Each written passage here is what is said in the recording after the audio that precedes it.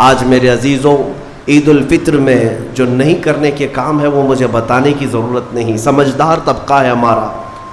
آج شام تک ایک بات طے کر کے رکھ لینا، کیونکہ کل رات کو ہی شیطان آیا ہے چھوٹ کر کے قید سے، اور وہ اپنے پورے فورس کے ساتھ چاہتا ہے کہ تمہیں کسی نہ کسی طرح سے ان راستوں سے لے کر گناہوں کے اڈوں پر لے جاؤ۔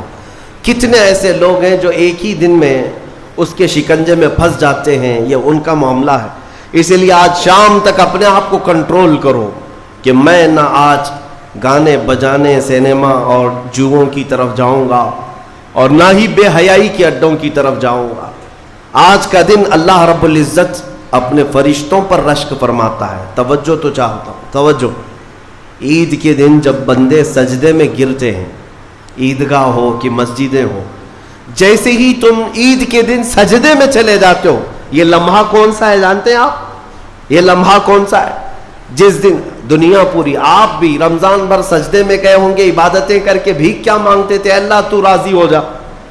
ہم یہاں مانگ رہے تھے، لیکن عید کے دن کے سجدے کے بارے میں فرمایا گیا جیسے ہی امت سجدے میں جاتی ہے، مولا سارے فرشتوں میں اعلان فرماتا ہے، فرشتوں آؤ دیکھو میرے بندے، میں ان سب سے راضی ہوں اور ان سب پر مجھے رشک آتا ہے۔ آج دنیا خوشیوں میں ڈوب کر کے عیاشی کرنا چاہتی ہے، لیکن میرے یہ بندے ہیں جو دنیا کو ترک کر کے میری بارگاہ میں سجدہ ریز ہیں۔ آج مولا رب العزت رشک فرماتا ہے فرشتوں پر۔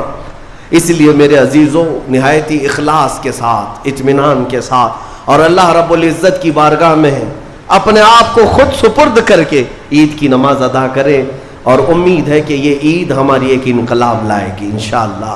جو حالات آج پیدا ہو چکے ہیں، میں اس کے لیے بھی گزارشتاً یعنی معروضتاً یہ عرض کروں گا کہ آپ امن و امان کو برقرار رکھیں، امن و امان کو برقرار رکھیں، یہ بہت ضروری چیز ہے۔ مجھے افسوس ہے یہاں کے بھی حالات اور پورے ہندوستان کے بھی حالات جس طرح سے اپنائے جا رہے ہیں۔ یہودیوں کی ایک بڑی سازش تھی خلافت عثمانیہ کے زمانے میں۔ وہ کیا کرتے تھے کہ مسلمانوں کو بھڑکانے کے لیے، ورغلانے کے لیے کچھ ان کی مقدس چیزوں کی توہین کرتے تھے کسی ایک کے ذریعے سے، اور جب مسلمان بھڑک جاتے، باہر آتے، تو پھر ان کے بیچ میں یہ یہودی بھی داخل ہوتے تھے، باضابطہ یہ طریقہ اپناتے تھے، اور پھر مسلمانوں میں آپس میں لڑا دیتے تھے۔ اس کے بعد وہاں سے خلافت کے خلاف اعلانات بھی کرتے تھے، اس میں یہودی داخل ہوتے تھے۔ تو اس طرح بھیڑ جمع کر کے باہر ورغلانا، لوگوں کو اکسانا، یہ ان کا کام تھا تاکہ زیادہ سے زیادہ مسلمانوں کا نقصان ہو سکے۔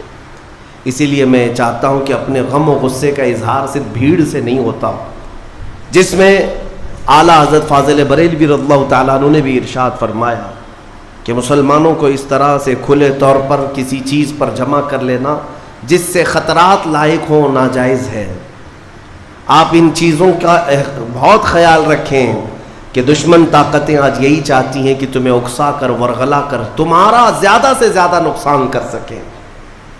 پچھلے 2 سال کا عرصہ گزر گیا، بنگلور میں بھی ایک حادثہ ہوا تھا، وائلنس ہوا تھا، غالباً رمضان کے موقع پر ہی 125 کے قریب نوجوان 2 سال سے ابھی تک جیلوں میں بند ہیں۔ کچھ چھوٹ گئے، کچھ ابھی تک باقی، اس میں کئی سافٹ ویئر انجینئر ہیں اندر بیٹھے ہوئے ہیں۔ تو یہ سب حالات دل کو دہلا دیتے ہیں۔ آپ امن و امان کو برقرار رکھیں، اور جب تک اپنے بڑوں اور بزرگوں کی طرف سے کوئی بات نہ آئے، آپ کوئی بھی چیز اپنے ہاتھ میں نہ لیں۔ اور اللہ کریم ہم سب کو ماحول میں امن و امان برقرار رکھنے کی توفیق عطا فرمائے، اور ظالموں کے شر سے مولا ہماری حفاظت فرمائے۔ جس طرح برے منصوبے تمہارے متعلق بنائے جا رہے ہیں، کریم خدا کی بارگاہ میں دعا ہے کہ مولا ان تمام منصوبوں کو تو خاک میں ملا دے، تیرے حبیب پاک صلی اللہ علیہ وسلم کی اس بھولی بھالی امت کو صحیح قیادت عطا فرما دے۔ رب العالمین، آج کے عید کے دن جب تو سب کو نواز رہا ہے، تو اس غریب امت کو مولا تو رحم و کرم سے نواز دے، تیرے حبیب پاک صلی اللہ تعالیٰ علیہ وسلم کا سچا عشق اس پوری امت کو عطا فرما دے۔ وصلی اللہ تعالیٰ علی خیر خلق محمد وآلہ واصحابہ اجمعین۔ وآخر دعوانا الحمد للہ رب العالمین.